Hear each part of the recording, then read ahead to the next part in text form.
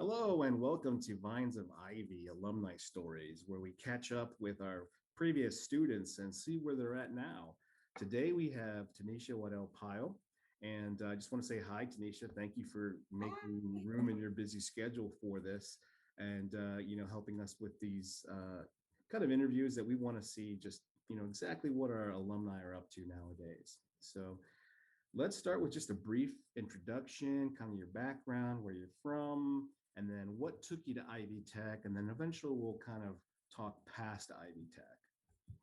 All right. Yeah. So, like you said, I'm Tenecia Waddell-Pyle. I have been in this community for quite some time now. I'm originally from Detroit, Michigan, but moved here back in the 90s. I think it was 92 to be exact. So, quite a while ago. And matter of fact, it was when the Ivy Tech was downtown, well, kind of downtown off of 9th Street in Yep. that building. Yeah. So, you remember that as well. So, many, I many was moons there. ago. Yeah. Many, many moons ago. And, kind of like my start with Ivy Tech or what I'm currently doing now is that I am director of diversity, equity, inclusion for My Path Companies, which is a company that is based in Wisconsin, but we have operating companies between Indiana and Wisconsin. So my duties is the inaugural director.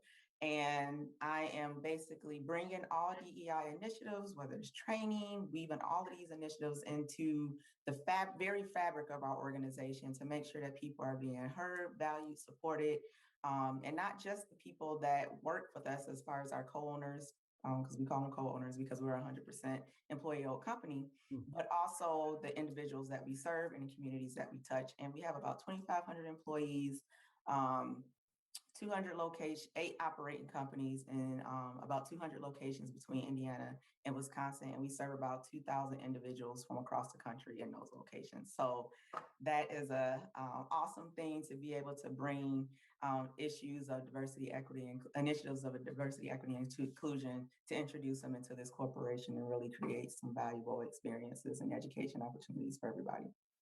Great. So this was a position that was recently created, or? Yeah, so it was an evolution from some initiatives that had taken place last year that I was able to partake in and kind of develop some things at the company here locally.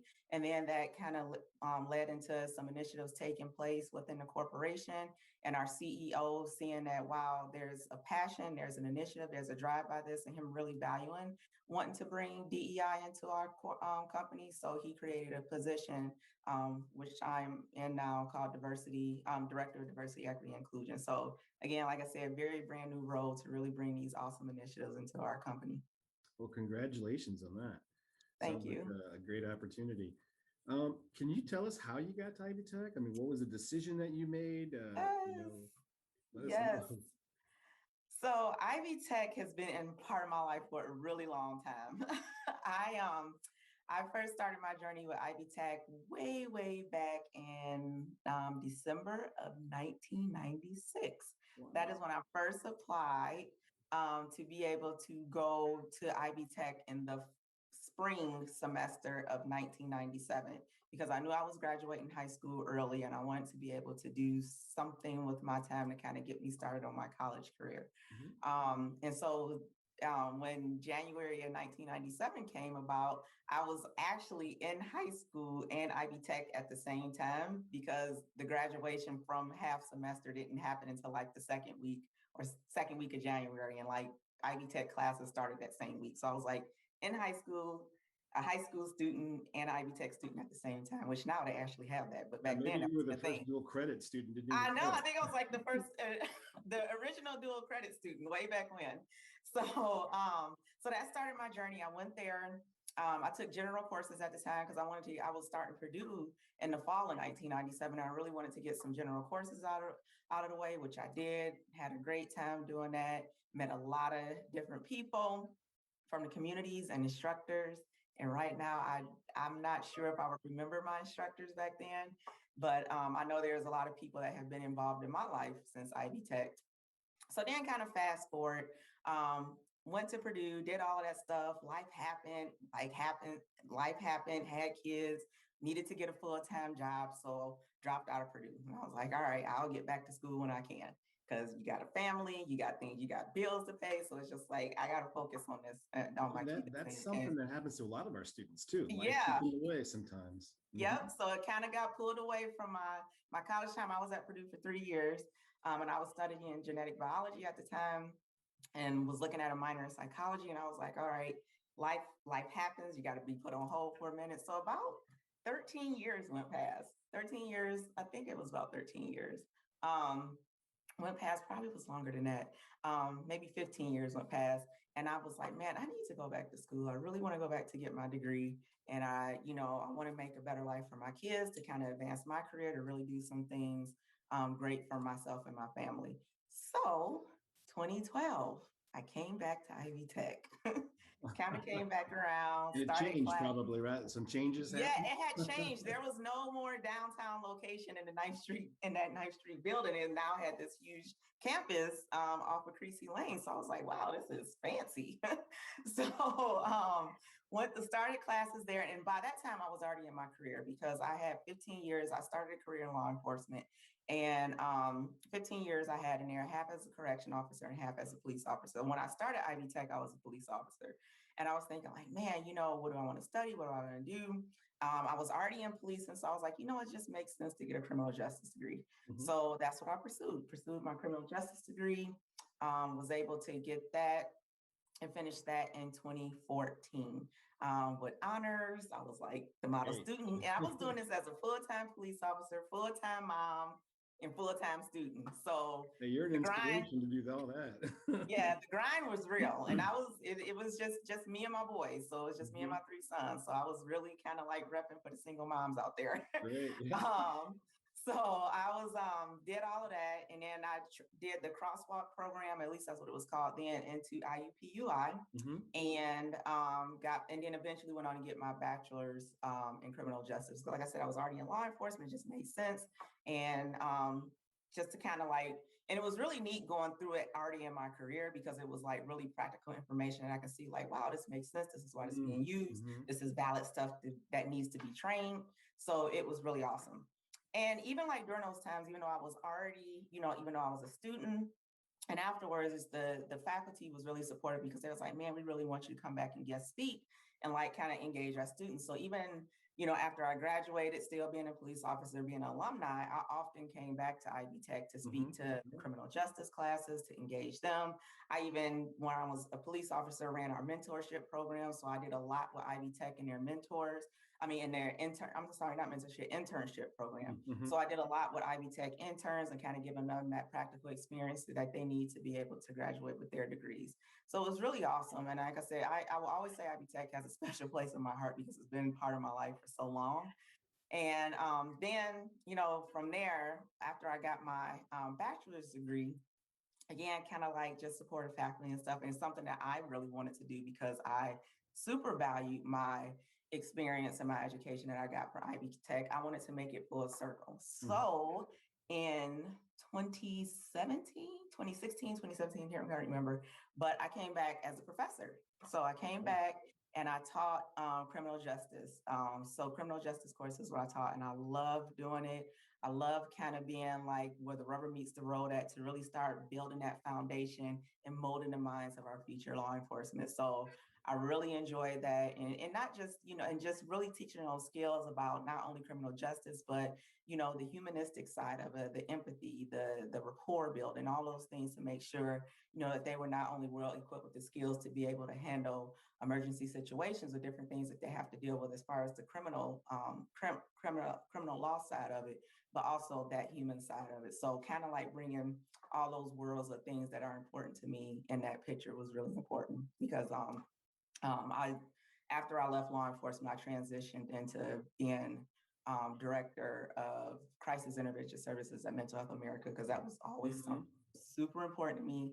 I was a CIT officer when I was a police officer. I was an instructor for CIT officers as well. So that aspect was really important to me, to kind of weave that into not only their experience and learning about criminal justice, but also that mental health aspect as well. That's great. That's great. Yeah. How was your experience teaching? I mean, did you really like teaching students?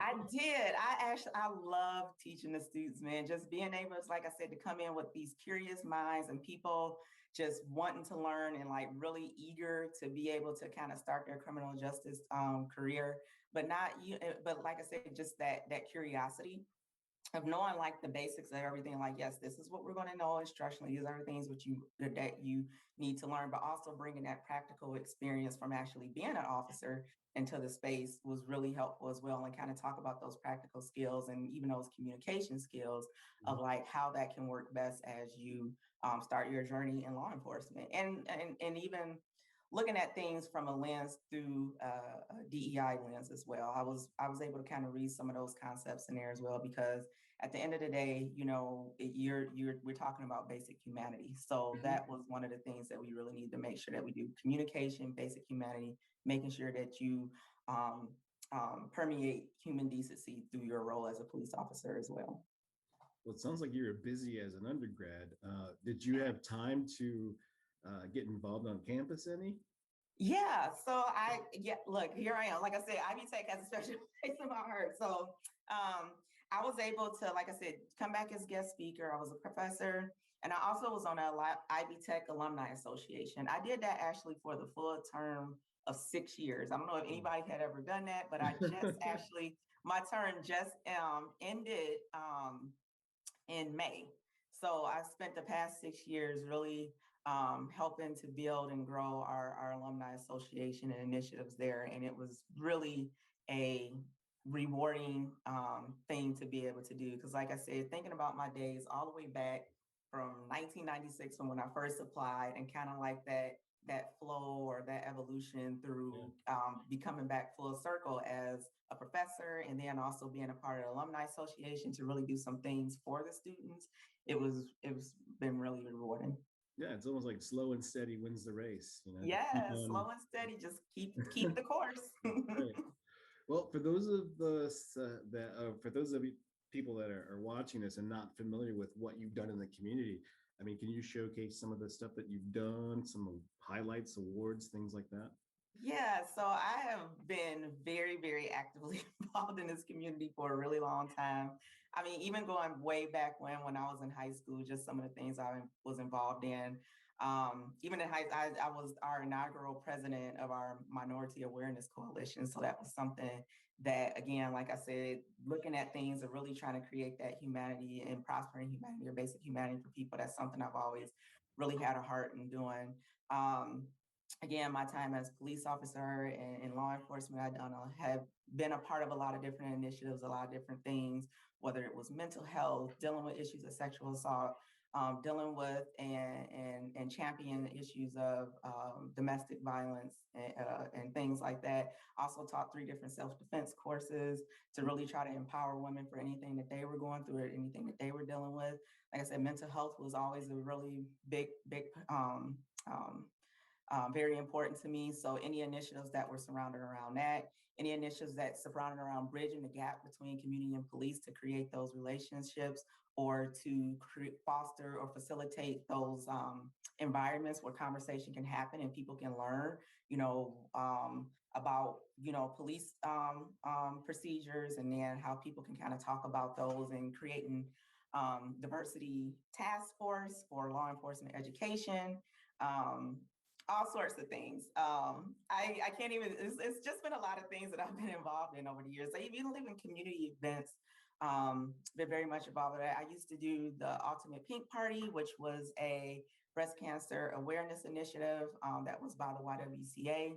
And we used to raise about $55,000 to $60,000 a year for breast cancer women that were dealing with breast cancer, for their medical bills, for any items or services that they were needing, and lots of community activity, whether it was even dealing with stuff with my kids at school, kind of being involved in doing things there as well. I would go into schools, do Read with a Hero Day, where we would go in and local law enforcement would come in and kind of have those engaging opportunities to really kind of, again, bridge that gap between community and police, to let them know, hey, we're okay. You can talk to us. You can Right. engage us, all those different type of things. Oh gosh, Black History Month, we did a event for that down at TAF. I'm actually now served on TAF's board, so typically I Oh, request very for cool. I've served on a variety of different boards, served on numerous different committees. Um, I don't know how much you want me to go. As far as awards go, I have been humbly the recipient of numerous awards in the community, which is always comes as a shock because when you're out here doing things, you never really think about who's watching Right. or how people are keeping tabs on what you're doing. So I have been the recipient of the YWCA Salute to Women honoree, Indiana Proclamation of Achievement that was presented to me by State Representative Sheeta Clinker. I was also an Indiana Bicentennial Torchbearer. So some people, I don't know if you guys remember what that was, but it was a super neat thing that happened in our state back in 2016. And so basically what it is that I have a little thing here. It says 2,000 plus Hoosiers were selected as torchbearers to embody the Indiana tradition of service, civic pride, community involvement, and volunteerism. So as we reflect on Indiana's first 200 years, it is only fitting that we celebrate Hoosiers who serve as an inspiration to their communities. That was like so mind blowing to me. This city girl from Detroit that kind of had her own journey, to even get to where I'm at today, to even, be technical. I was a college dropout, I was a single parent coming back in and being able to kind of have people recognize the things and my efforts in the community was just really, really rewarding. So to be able to kind of come back and do that was really, really nice as well. Um, I also was a top 10 under 40 um, professional award winner. I can't say I'm under 40 now, but back then I did get that. It and counts. and also the Evergreen Leadership Community of Builders Award. That was something that I received last year just for being somebody in the community that provides leadership and take an active role in their community and workplace. So again, all of these things. Oh, and I forgot, last but not least, go Broncos, Jeff High School. I was inducted into the Hall of Fame for Lafayette Jefferson High School as well. So it's been quite a ride for my life, and just kind of the things that I've been able to be involved in. But a lot of this stuff, like I said, Ivy Tech is all mixed up in here, because I've really been doing a lot of things. Have been able to do a lot of things through my engagement, through my education, and even my own personal champion initiatives for Ivy Tech. So it all is related. That's great. That's great to hear. I mean, you're a great representation of the community and Ivy Tech, so we truly appreciate that. Any final thoughts that you want to share with us? Yeah, so I know that when we were even talking, or one of the questions was like, what accomplishments in my career or whatever that I'm most proud of. I wouldn't necessarily say it's like one thing. I Mhm. really talk about evolution a lot, which I think is like the evolution of self. And just being proud of my ability through the even, I mean, not even going too deep, but like even adversities and challenges that I've been through in my personal life, to be able to evolve, to be able to pivot, and to be able to kind of tap into my calling wherever I can serve best. So from my law enforcement career to being a professor to being a program director and now being in executive leadership, it's all just been rooted in my desire to live my light, to build bridges, and to be the change I wanted to see in the world. And like I said, through Ivy Tech and like I said, the engagement, the education, and the ability to champion things for Ivy Tech has literally been a part of my entire career. I mean, this is over 20 years that I've been in my career, and Ivy Tech has been a part of my life for over 20 years. So I just really wanted to point that out and just kind of, even as far as like students now, is to just always remember to keep the course, and that's what I did. Even though, I had delays and moments that I had to take a pause in life, different things like that, I always kept the course. And I just want people to know that they can and will do great things no matter how unorthodox the journey is, because I had an unorthodox journey, but you can still make things happen. It's literally real life, real people, making real impacts and having real success. And I really want people to make sure that they understand that and know that. And that for me, like I said, Ivy Tech has been kind of woven through all of that. Well, that's great to hear. Well, once again, Tenecia, we really appreciate you taking the time out of your busy schedule. You had some great advice too at the end. I actually was going to ask if you had advice, but you just threw that in there, which is great. It's that teacher mentality and that community leader mentality, which is great too. So Yeah. thank you. Yes. Really appreciate your time. Thank you very You much. are very, very welcome. And thank you for having me. I appreciate it. Of course, I'm sure we'll see you on campus sometime again. Oh, sure. Oh, sure. Especially now that we can be back out and about again. Yeah, Absolutely. exactly. All right. Well, thank you very much and have a great day. Oh, I guess I forgot one last thing. Uh-huh. I'm also serving on the Ivy Tech Diversity Council. So even after I left the Alumni Association, I got reeled back in. So now I'm actually serving on the Ivy Tech Diversity Council. So that's the other thing that I'm Well, doing. Ivy Tech. we'll probably see Ivy each other Tech. on that one. Yeah. So that's the other Ivy Tech thing I'm doing. So anyway, that was my last little thing. Thank you All right. so much. Thank you. Have a good one. All Bye. right.